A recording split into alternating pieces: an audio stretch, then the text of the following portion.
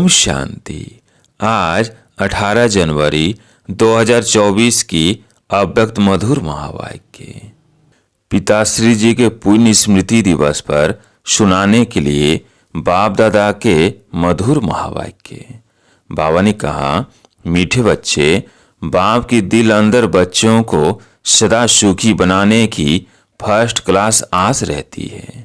बाप यही चाहते हैं कि मेरे बच्चे लायक बन स्वर्ग के मालिक बने। ओम शांति। बच्चे जानते हैं, अरे भगवान सम्मुख बैठकर हमको ज्ञान के गीत सुनाते हैं, वह ज्ञान की डांस से कराते हैं। इस ज्ञान डांस से तुम देवताओं मुआफिक सदा सुखी और हर्षित रहेंगे। भगवान को ही बेहद का बाप व विश्व का रचयिता कहा जाता है। आत्मा समझती है, बाबा हमारे लिए स्वर्ग की सौगात लाए हैं, वही रचयिता है। स्वर्ग का मालिक बनाने के लिए राजयोग सिखाते हैं। कहते हैं, बाप को और विश्व के मालिक बने को याद करो। बाप बेहद का मालिक है तो जरूर बेहद की बड़ी दुनिया ही रचेंगे। तुम बच्चों के लिए सारी विश्व ही घर है, अर्थात पाड़ बजाने का स्थान है। बेहद का बाप आकर के बेहद का विश्व अथवा घर बनाते हैं, वो है स्वर्ग। तो ऐसे बाप का बच्चों को कितना शुक्रिया मानना चाहिए। विश्व का रास्ता बाप डायरेक्ट समझा रहे हैं, हम तुमको विश्व का मालिक बनाने आया हूँ, तो तुम्हारा स्वभाव बहुत फर्स्ट क्लास चाहिए। तुम्हारी चलन ऐसी होनी चाहिए जो सब कहें कि यह तो जैसे देवता है। देवताएं नामी ग्रामी हैं, कहते हैं इनका स्वभाव एकदम देवताई है, बिल्कुल मीठे शांत स्वभाव के हैं। तैसे बच्चों को बाप भी देख खुश होते हैं। बाबा स्वर्ग का मालिक बनाने आते हैं, तो तुम्हें कितना मददगार बनना चाहिए। सर्विस में आप ही लग जाना चाहिए। ऐसे नहीं मैं थक गया हूँ, फुर्सत नहीं है, समय पर सब काम करने में कल्याण है। यज्ञ सर्विस का इजाफा शिव बाबा देते हैं। बाबा बच्चों की दैवी चलन देखते हैं तो कुर्बान जाते हैं। तुम बच्चे इस पढ़ाई से कितनी ऊंची कमाई करते हो, तुम पद्मा पदम पति बनते हो। बाबा तुम्हें कितना धनवान बनाते हैं। बाप तुमको अखुट खजाने में ऐसा भजन करते हैं जो 21 जन्म साथ रहेगा। वहाँ दुख का नाम नहीं, कभी अकाले मृत्यु नहीं होगा, मौत से कभी डरेंगे नहीं। यहाँ कितना डरते हैं, रोते हैं। तुमको तो खुशी है ये पुराना शरीर छोड़ जाए, नई दुनिया में प्रिंस बनेंगे। तुम इस पुरानी दुनिया से ममत्व मिटाते रहो, इस देह को भी भूलते जाओ। हम आत्मा इंडिपेंडेंट है, बस एक बाप के सिवाय और किसी की याद ना आए। जीते जी जैसे कि मौत की अवस्था में रहना है। इस दुनिया से मर गए, कहते भी है ना, आप मुझे मर गई दुनिया। शरीर के भान को उड़ाते रहो, एकांत में बैठ यह अभ्यास करो। बाबा बस अभी हम आपकी गोद में आए कि आए। एक की याद में शरीर का अंत हो, इसको कहा जाता है एकांत। मीठे बच्चे, तुम जानते हो कि ऐसी ऊंची पढ़ाई पढ़ाने वाला कौन है। इस चैतन्य डिब्बी में चैतन्य हीरा बैठा है, वही सच्चिदानंद स्वरूप है। सद बाप तुम्हें सच्ची सच्ची श्रीमत देते हैं। बाप के बने हो तो कदम कदम श्रीमत पर चलना है, चुप रहना है और पढ़ना है। एक बाप को याद करना है। घड़ी घड़ी इस बैज को देखते रहो तो बाप और वर्षे की याद आएगी। या से ही तुम जैसे सारे विश्व को शांति का दान देते हो। हर एक बच्चे को अपनी प्रजा भी बनानी है, वारिस भी बनाने हैं।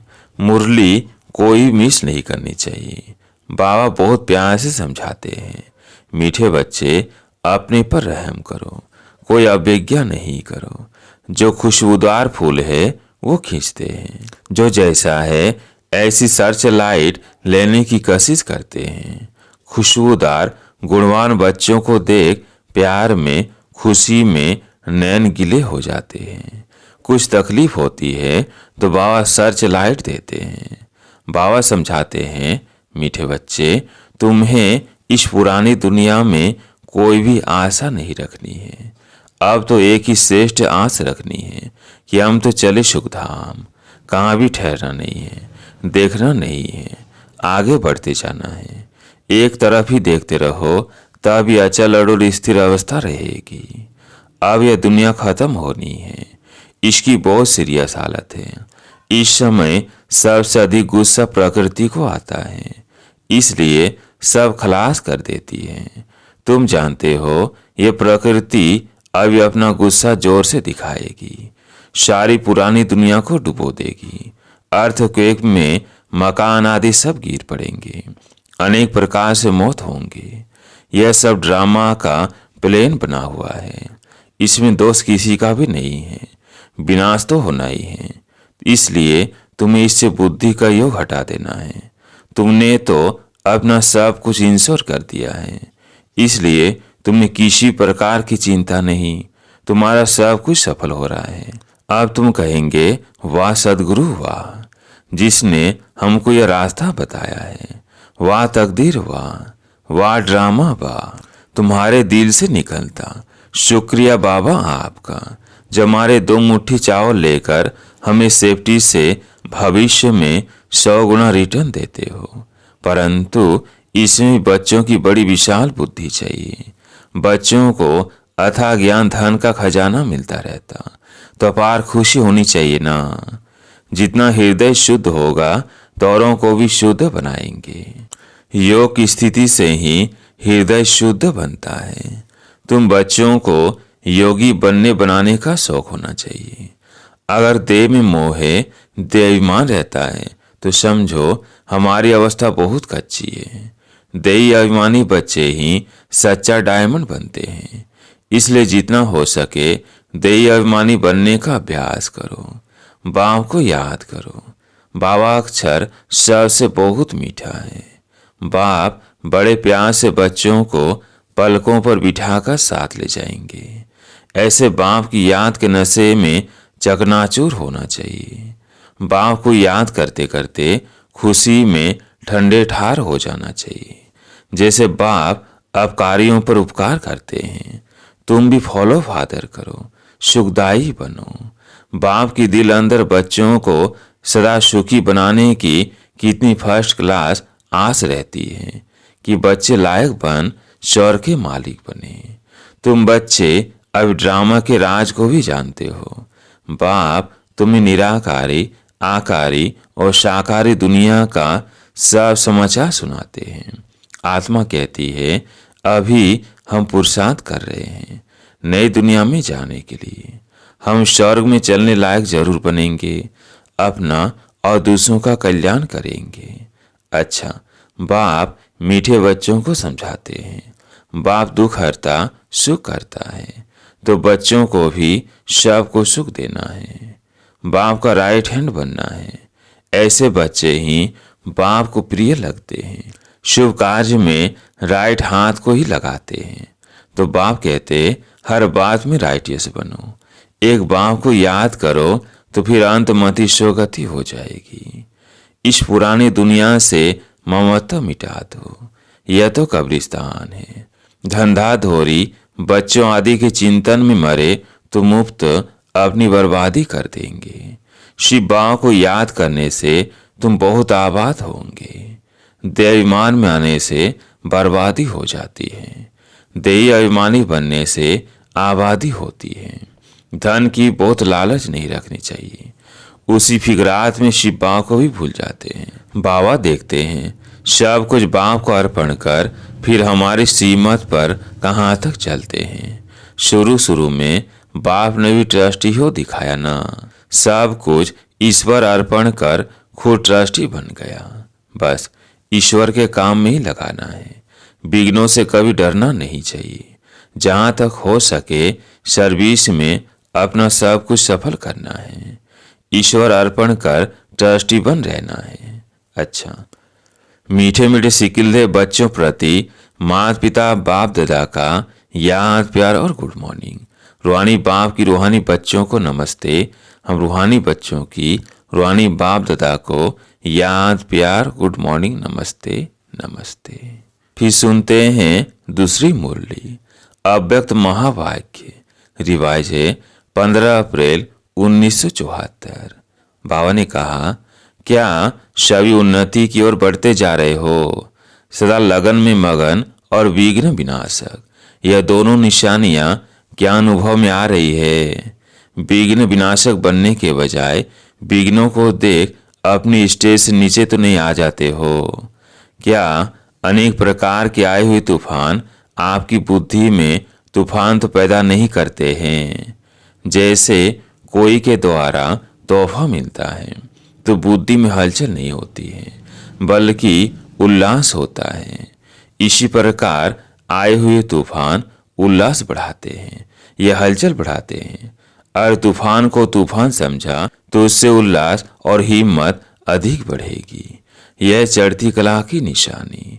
घबराने के बजाय गहराई में जाकर अनुभव के नए नए रतन इन परीक्षाओं के सागर से प्राप्त करेंगे, क्योंकि हलचल के अंदर रतन समाये हुए हैं। ऊपर ऊपर से अर्थात बाह्य मुक्ता की दृष्टि और बुद्धि द्वारा देखने से हलचल दिखाई देगी, अथवा अनुभव होगी, लेकिन उसी आई हुई बातों को अंतर्मुखी दृष्टि व बुद्धि से देखने से अनेक प्रकार के ज्ञान रतन अर्थात पॉइंट से प्राप्त होंगी। अगर कोई बात को देखते या सुनते हुए आश्चर्य अनुभव होता है तो यह भी फाइनल स्टेज नहीं है। ऐसा तो होना नहीं चाहिए। ड्रामा के होने पर अगर ऐसा भी संकल्प उत्पन्न होता है तो इसको भी अंश मात्र की हलचल का रूप कहेंगे। अब तक भी क्यों क्या का क्वेश्चन अगर उठता है तो इसका अर्थ है हलचल। जितना विघ्न आना आवश्यक है उतना विघ्न विनाशक स्थिति में रहना यही हर्षित रहने का साधन है। नथिंग न्यू, यह फाइनल स्टेज। यदि कोई भी हलचल का करते भी करते हो, वह पाठ बजाते हो, तो सागर समान ऊपर से हलचल भले ही दिखाई दे रही हो, अर्थात चाहे कर्मेंद्रियों की हलचल में आ रहे हो, लेकिन स्थिति नथिंग न्यू की हो।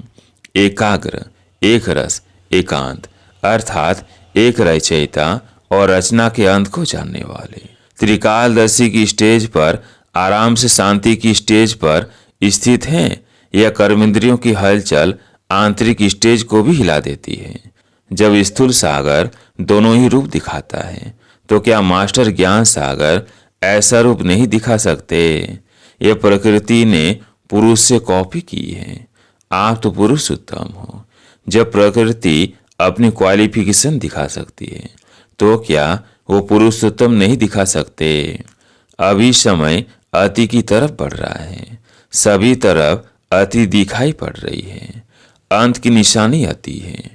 तो जैसे प्रकृति समाप्ति की तरफ अति में जा रही है, वैसे ही संपन्न बनने वाली आत्माओं के सामने अपरीक्षाएं व विघ्न भी अति के रूप में आएंगे। इसलिए आश्चर्य नहीं खाना है कि पहले यह नहीं था, अब क्यों है। यह आश्चर्य भी नहीं। फाइनल पेपर में आश्चर्यजनक बातें क्वेश्चन के रूप में आएंगी, तब तो पास और फेल हो सकेंगे। ऐसी ऐसी बातें आएंगी जो न चाहते हुए भी बुद्धि में क्वेश्चन उत्पन्न हो। यही तो पेपर है, और है भी 1 सेकंड का पेपर। क्यों का संकल्प चंद्रवंशी की क्यू में लगा देगा। इसलिए एक रस स्थिति में स्थित होने का अभ्यास निरंतर हो। समस्या की सीट को संभालने नहीं लग जाओ, लेकिन सीट पर बैठ समस्या का सामना करना है। अभी तक समस्या सीट की याद दिलाती है। विघ्न आता है तो विशेष योग लगाते हो और भट्ठी रखते हो। इससे सिद्ध होता है कि दुश्मन ही शस्त्र की स्मृति दिलाते हैं, लेकिन स्वतः और सदा स्मृति नहीं रहती। निरंतर योगी हो या अंतर वाले योगी हो, टाइटल तो निरंतर योगी का है ना। दुश्मन आवे ही नहीं, समस्या सामना ना कर सके। सूली से कांटा बनना ये भी फाइनल स्टेज नहीं है। सूली से कांटा बने उसके बजाय कांटे को योग अग्नि से दूर से ही भस्म कर दे। कांटा लगे और फिर निकालो, यह फाइनल स्टेज नहीं है। कांटे को अपनी संपूर्ण स्टेज से समाप्त कर देना, यह फाइनल स्टेज। ऐसा लक्ष्य रखते हुए अपनी स्टेज को आगे चढ़ती कला की तरफ बढ़ाते चलो। बड़ी बात को छोटा अनुभव करना। इस स्टेज तक नंबरवार यथाशक्ति पहुंचे हैं। अब पहुंचना वहां तक है जो कि अंश और वंश भी समाप्त हो जाए। आप सभी हिम्मत, उल्लास और सर्व के सहयोगी सदा रहते हुए चल रहे हो ना। कलयुगी दुनिया को समाप्त करने के लिए व परिवर्तन करने के लिए, माया को विदाई देने के लिए संगठन अर्थात घेराव डाला हुआ है ना। मजबूत घेराव डाला हुआ है या बीच बीच में कोई ढीले हो जाते हैं अथवा थक जाते या चलते चलते रुक जाते हैं। न आगे बढ़ना न पीछे हटना, जैसे कि वैसे रहना। यह पाठ तो पक्का नहीं करते हो, समय धक्का लगाएगा तो चल पड़ेंगे। ऐसा सोचकर जहां के तहां रुक तो नहीं गए हो। किसी के किसी प्रकार के सहारे का इंतजार करते हुए खड़े तो नहीं हो गए हो। ऐसे स्टेज वालों को क्या कहेंगे? क्या इसको ये अंगद की स्टेज समझते हो? अगर ऐसे रुक गए तो फिर लास्ट वाले फास्ट चले जाएंगे। जब भी पहाड़ों पर बर्फ गिरती है और जम जाती है तो रास्ते रुक जाते हैं। फिर उस बर्फ को गलाने के लिए व उसे हटाने के लिए पुरुषार्थ करते हैं। यहाँ भी अगर बर्फ के मुआफिक जम जाते हो तो इससे सिद्ध होता है कि योग अग्नि की कमी है। योग अग्नि को तेज करो तो रास्ता क्लियर हो जाएगा। मिली हुई हिम्मत और उल्लास के पॉइंट से बुद्धि में दौड़ाओ तो रास्ता क्लियर हो जाएगा। पुरुषार्थ की गति में अंगत बनो। माया से हार खाने में अंगत नहीं बनो, बल्कि विजयी बनने के लिए अंगत बनो। अच्छा, ऊंचे ते ऊंचे बाप द्वारा पालना लेने वाले, विश्व की पालना करने वाले विष्णु कुल की श्रेष्ठ आत्माएं, प्रकृति को परिवर्तन करने वाली पुरुषोत्तम आत्माएं, विश्व के आगे साक्षात मूर्त प्रसिद्ध होने वाली आत्माएं, योगी तो आत्माओं के प्रति बाप दादा का याद, प्यार और गुड मॉर्निंग। आज प्यारे मीठे बाबा का वरदान, सेवा में रहते संपूर्णता की समीपता की अनुभूति करने वाले ब्रह्मा बाप समान एग्जाम्पल भव। सेवा में रहते संपूर्णता की समीपता की अनुभूति करने वाले ब्रह्मा बाप समान एग्जाम्पल भव। जैसे ब्रह्मा बाप सेवा में रहते समाचार सुनते एकांतवासी बन जाते थे।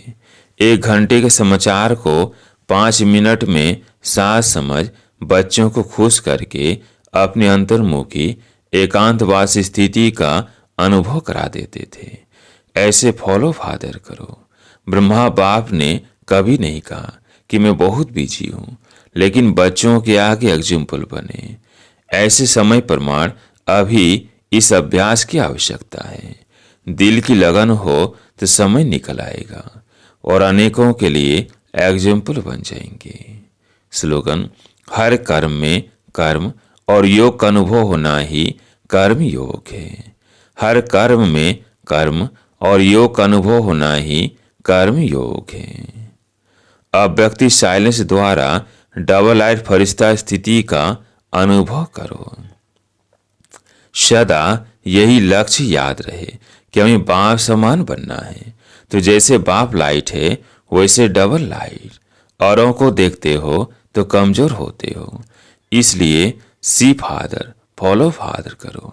उड़ती कला का श्रेष्ठ साधन सिर्फ एक शब्द है, सब कुछ तेरा। मेरा शब्द बदल तेरा कर दो। तेरा हूं तो आत्मा लाइट है, और जब सब कुछ तेरा है तो लाइट यानी हल्के बन गए। अच्छा, ओम शांति।